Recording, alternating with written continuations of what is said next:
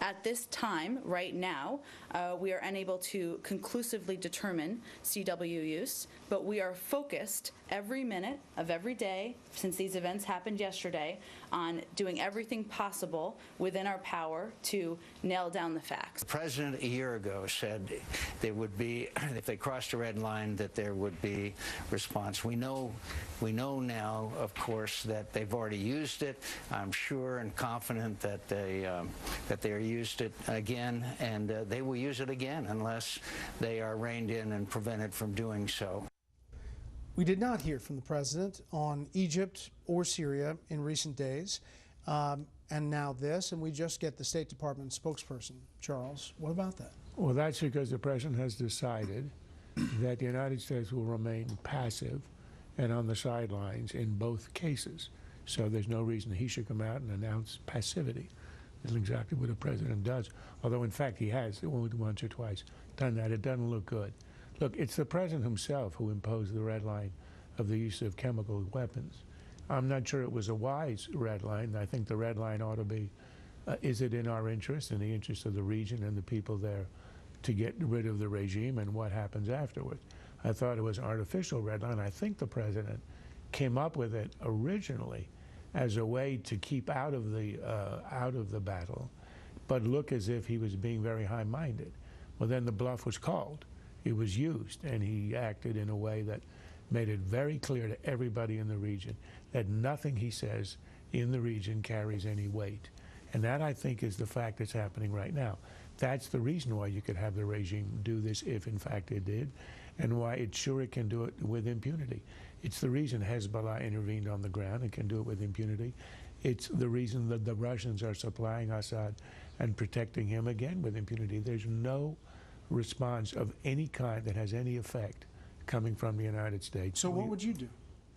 Well, I wouldn't have imposed a red line on chemical weapons. What I would have done, which is at the beginning of the conflict, when the jihadists had not ended, it's about for a year, when it was a popular uprising, obviously uniting all sectors of society with a democratic objective, that would have been a time to intervene, and it would have been decisive.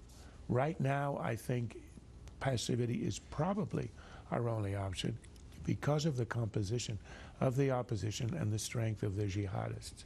It could change, and the calculus could change, but it doesn't hinge on chemical weapons. So you would say the president's doing the right thing? Having done the wrong thing, he's left himself with no active options right now. The U.S. ambassador to the United Nations tweeted this as a UN Security Council meeting was coming to a close at about 5 o'clock yesterday afternoon. Samantha Power tweeted, "Reports devastating, hundreds dead in streets, including kids killed by chemical weapons. UN must get there fast, and if true, perps must face justice." Now, it turns out that we found out that the ambassador, Power, newly appointed to that role, was not at that meeting. The deputy was at that meeting. So the natural question would be, where was the ambassador? The State Department said she was keeping track of everything and monitoring it, and here's the exchange she had with James Rosen. She's monitoring events, participated in the National Security Council meeting on Egypt convened by the president, and is providing instructions to her staff. And the U.S. Deputy Permanent Representative participated in the UN Security Council consultations on Syria at the direction of Ambassador Power. Is she on vacation? I don't have any more details for you. I'd send you to the UN for her schedule.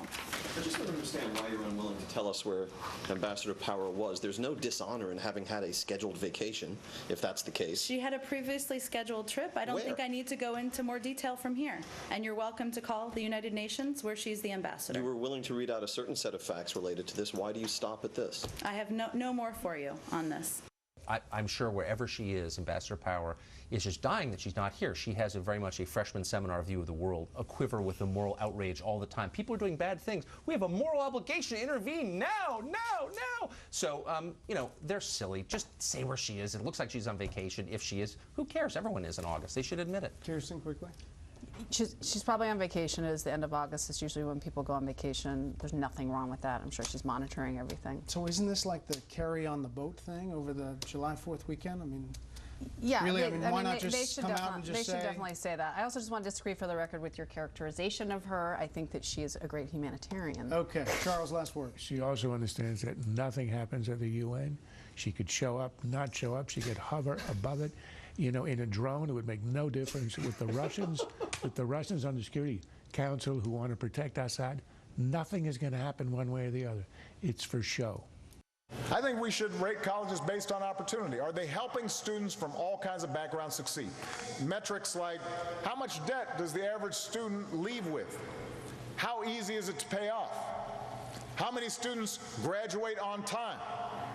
How well do those graduates do in the workforce? Over the next few years, we're going to work with Congress to use these ratings to change how we allocate federal aid for colleges.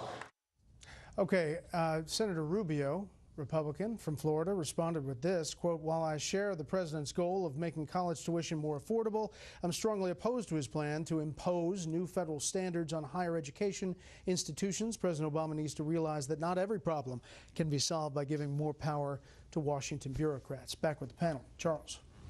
This is a classic example. I mean, is the federal government not intrusive enough in all other areas of life that now it's going to regulate graduation rates?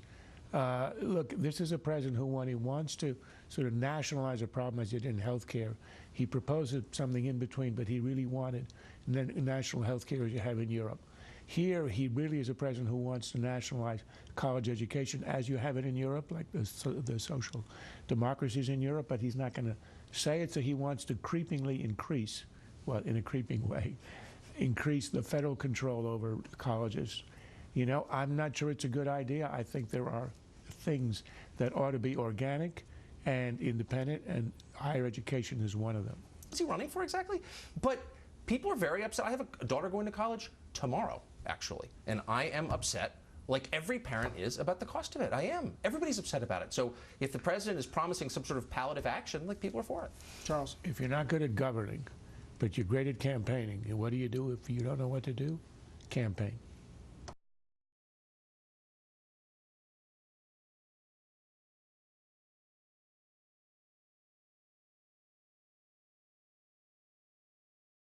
This has been a Sunfish production.